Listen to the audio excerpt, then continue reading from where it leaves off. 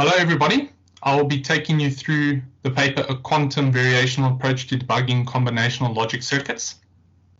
Suppose you have a circuit as follows, and the desired behavior is that when the inputs are on, so is the output.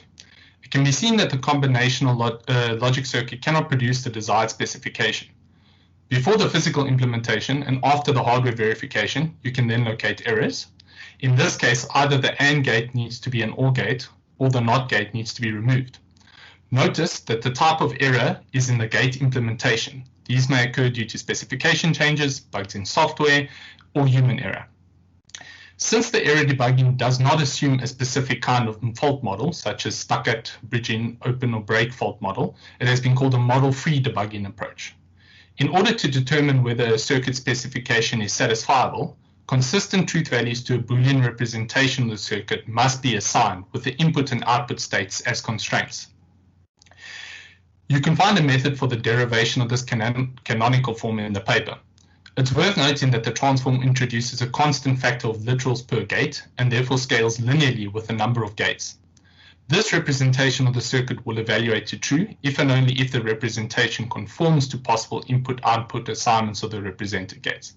If the circuit cannot satisfy the constraints, at least one of the clauses will be false and the whole formula will therefore be false. Assigning truth values to the Boolean formula to satisfy the maximum number of clauses is called the maximum satisfiability problem. It is an NP-complete problem and can be represented on a graph. The graph representation of the problem is a way of transforming the problem into something that can be solved on a quantum computer. In this case, the maximum independent set problem is solved on the graph. Whilst a lot of interesting work has been conducted on finding faults in reversible classical circuits and quantum circuits, this focuses on solving a classical circuit problem with a quantum circuit. The graph version of this problem may be constructed by creating adjacent vertices for each clause, such that at least one of the literals in the disjunction is forced to be true. Additionally, since the truth assignments are to be consistent, a connecting edge between all the vertices and their negations is required. The superscripts are shared by the equations for your reference. The MIS problem is to color in as many vertices as possible without coloring any adjacent vertices. There can be more than one, and in this case, the lack of coloring in the first clause in the NOT gate identifies it as a suspect gate error. The last transformation is to solve the MIS problem on a quantum circuit. Consider a simple example. Each wire in the circuit except the last corresponds to the superscript bit indices on the graph. The parameters in the gates, gamma and beta, can be varied, but the RX gates are intended to create a qubit string where each qubit represents a vertex, whilst the anti-controlled RX gates are intended to flip bits based on whether or not their neighboring vertices have already been flipped. This guarantees an independent set, but to maximize the independent set, we need to maximize the sum of the measured bit string that represents whether a vertex is colored or not. Simulations of hardware description languages for verification and the subsequent debugging tasks are estimated to take up to 70% of the VLSI design process, whilst about 60% of ASICs fail due to functional errors. Classical SAT solvers have been used to limit this time and cost overhead in an automated way. However, due to both the size of VLSI systems and the constant demand for even larger systems, and MaxSat falling into the NP complete complexity class, these solutions are not classically tractable. Fault-tolerant quantum computing is known to lead to speed-ups of classically intractable problems. On the near-term intermediate scale devices available, variational quantum techniques show promise for solving classically intractable problems. The quantum alternating operator ANSAT is one such technique that is amenable to solving the specific encoding of the circuit debugging. QAOA is a variational gate model algorithm inspired by quantum annealing.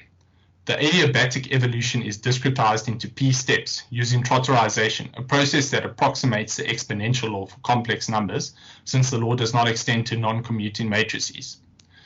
The P steps affect the approximation accuracy, and the two exponentials correspond to alternating unitary operators that are the mathematical representation of the ANSATs in QAOA.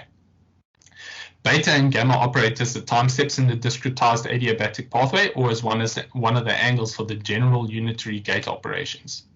These parameters are optimized in the ANSATs. The mixing Hamiltonian and phase separation Hamiltonian each encode part of the combinatorial optimization problem. the former constraining the problem to feasible solutions, and the latter used to maximize the independent set. The design parameters for QAOA are the initial state, the phase separation operator, and the mixing operators.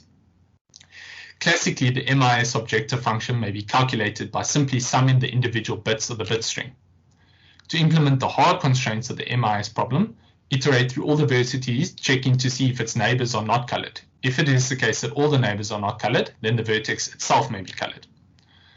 The Boolean formulas need to be encoded as Hamiltonian operators. You can build a qubit string to be summed for the MIS objective by subtracting the Pauli Z matrix from the identity matrix and dividing the resultant 0 and 2 by 2.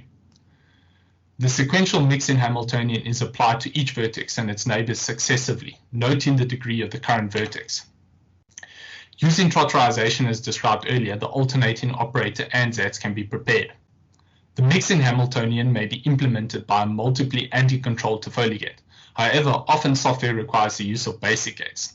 So the open controls can be implemented by negating the input control and uncomputing the negation immediately afterwards. The multiple controls can be implemented by chaining regular Toffoli gates using the maximum degree of the graph minus one extra ancilla qubit.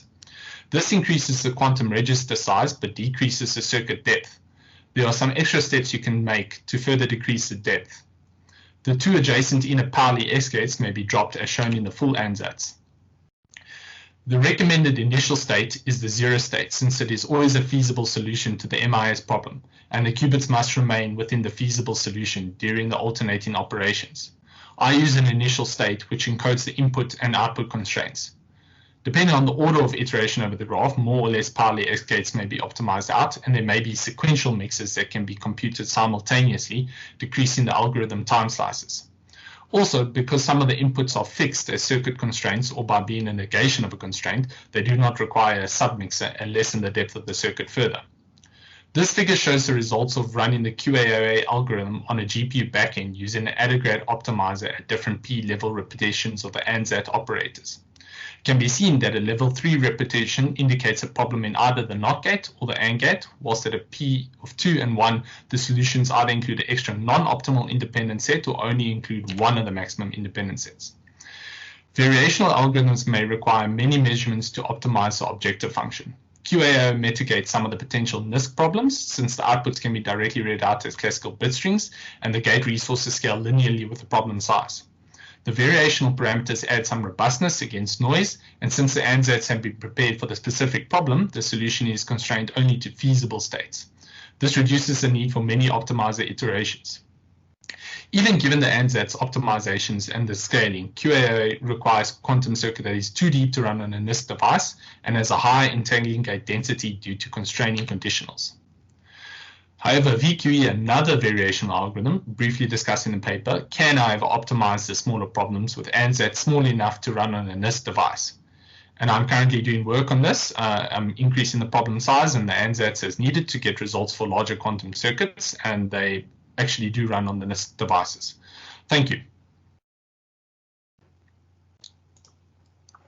Thank you, Peter. If there are any questions for Peter, please add those into the chat.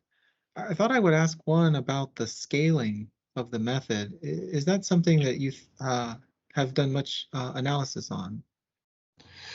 So I actually got that from a paper on the quantum alternating operator ANZATs, where and this is for the number of gates basically that's needed for QAOA. I think the paper is by Stuart Hadfield, if I'm not mistaken, or he's one of the lead authors.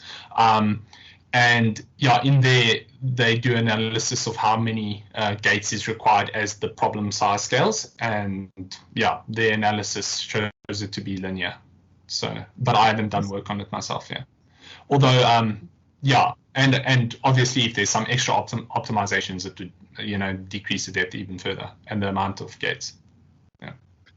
I was also curious if the classical optimizer, if the scaling of that's going to become a big bottleneck for that method if you get up to a certain size.